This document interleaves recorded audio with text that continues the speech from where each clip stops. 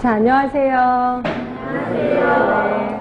네, 공중보건 담당하고 있는 김희영입니다. 제가 학교에서 강의하고 있는 것도 아시는 분은 아실 거예요. 제가 이제 보건소 실습 지도를 좀 나가요. 그래서 이제 엊그저께 보건소 실습을 갔는데, 이제 요번에 의료법이 바뀌면서 이제 학생이든 실습하시는 분들 모두 명찰을 달아야 되는 것도 아셔야 돼. 그래서 이제 명찰을 달고 갔어요. 근데 이제 복도에서 어떤 할머니가 저 팔을 딱 잡는 거예요. 그래서 선생님 이러는 거예요. 그러니까 이 할머니는 저를 보건소 식구라고 생각을 한 것 같아요. 그러면서 뭐 하나 여쭤봐도 물어봐도 되겠느냐고 물어봐서, 예, 그렇다고 제가 여기 식구 아닙니다 얘기할 수는 없잖아요. 그래서 뭘 물어보시려고요? 이렇게 물어봤더니, 당신은 무릎도 아프고 허리도 아프고 다 아픈데 견딜 수 없는 게 눈물이라는 거예요. 그래서 눈물이 툭하면 많이 나오는데 슬프지도 않은데, 특히 날이 추우면 눈물이 엄청 쏟아져갖고 눈 가장자리가 약간 짓물렀다라고 얘기를 하시더라고요. 그래서 병원에 가도 별 뾰족한 수가 없다. 그래서 이걸 어떻게 하면 좋겠느냐고 얘기를 하더라고요. 이랬을 때 대부분 사람들은 몰라요. 뭐 어떤 분은 또 이렇게도 얘기하더라고요. 늙어서 그렇죠. 뭐 또는 저 하늘에서 부르시나 보죠. 뭐 이렇게 얘기를 하시더라고요. 그래서 제가 알고 있는 상식대로, 자, 여러분도 알고 계셔야 돼. 이제 눈이라는 건, 자, 눈이 이렇게 있어요. 양쪽에 있고, 여기가 코가 있습니다. 자, 그 다음에 우리 눈물샘은 어디 있냐면 대부분 안쪽에 있다고 생각하는데, 그게 아니라 눈물샘은 이쪽에 있어요. 이쪽에. 그러니까 여기 뼈 안에 숨어져 있단 말이에요. 그래서 눈물은 항상 만들어지는 건 아실 거예요. 그래서 우리가 울고 싶든 안 울고 싶든 눈물은 항상 만들어져서 여기서 스탠바이하고 기다리고 있어요. 그리고 우리가 눈을 깜빡이면 눈물이 쫙 퍼져서 여기에 있는 구멍, 요게 하수도예요. 하수도로 빠져 들어가서 코로 들어가거나 입으로 들어가는 거예요.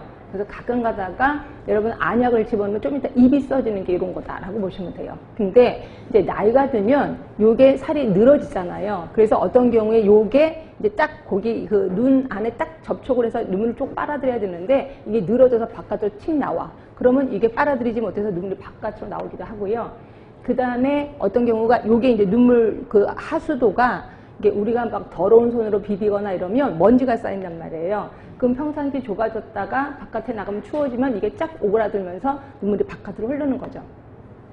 그래서 할머니한테 딱 보니까 눈이 이렇게 축 늘어지진 않았어요. 그러니까 그렇게 늙으신 건 아니야. 그러니까 보면 여기가 좁아진 거죠. 그래서 제가 혹시 눈을 자주 비비시나요? 그럴 때 자주 비빈다는 거예요. 그래서 제가 여기를 그러니까 요쪽을 자꾸 비벼주세요. 비비면은 거기 통로가 좀 넓어져서 괜찮을 겁니다. 라고 얘기를 했어요. 이제 아는 짧은 지식으로 얘기를 했죠. 할머니가 너무 좋아하시는 거예요. 그러면서, 아, 진짜 그렇게 하면 되는 거냐니까, 그렇게 해서 효과가 있으면 병원에 굳이 가실 필요는 없습니다. 라고 얘기를 했어요. 그러니까 할머니가 너무 좋아하시는 거예요.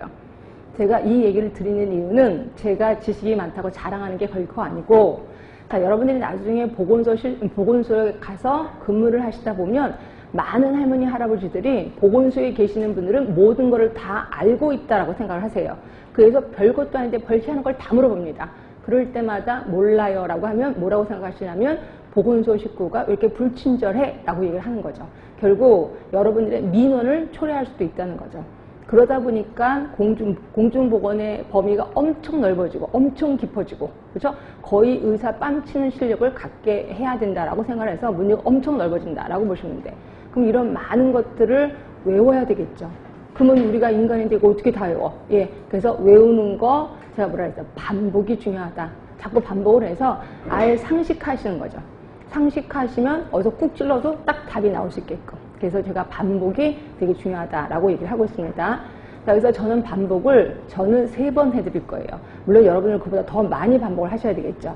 자, 제가 하루에 3강을 할 겁니다. 그러니까 1시간 하고 10분 쉬고 1시간 하고 10분 쉬는데, 1시간 거의 수업 다 할 때쯤 끝날 때 한 5분 전에, 자, 우리 책을 보시면 거기 38쪽에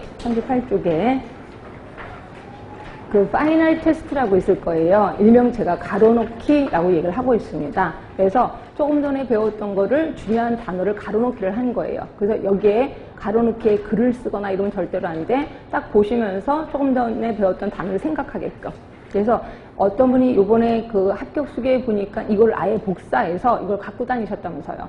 괜찮은 것 같아요. 그래서 본인이 필요한 거 더 집어넣으시고 갖고 다니면서 계속 보는 거죠. 그래서 이런 걸 일명 저는 동량 공부라고 하는데, 동량 공부 할 수밖에 없습니다. 그렇게 왔다 갔다 하면서 계속 외우셔야 이게 상식화가 될 거고 이게 머릿속에 좀 오래 남는다라고 보시면 돼. 그러니까 이런 식으로 한 번 반복을 할 거고요.